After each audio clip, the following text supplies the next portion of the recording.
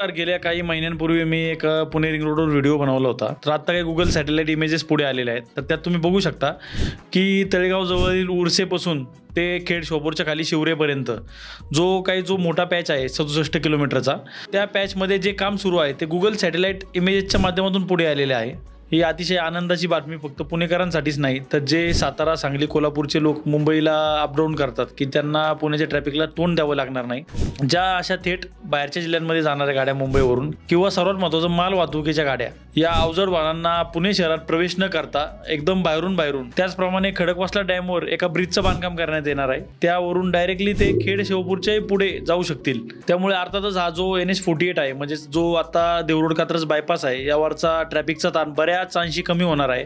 ज्यात तिथे ट्रॅफिकचे पॉकेट्स आहेत, जसे की वाकड, चांदणी चौक किंवा वडगाव दायरी, तर या ठिकाणची ट्रॅफिक बऱ्याच अंशी कमी होणार आहे.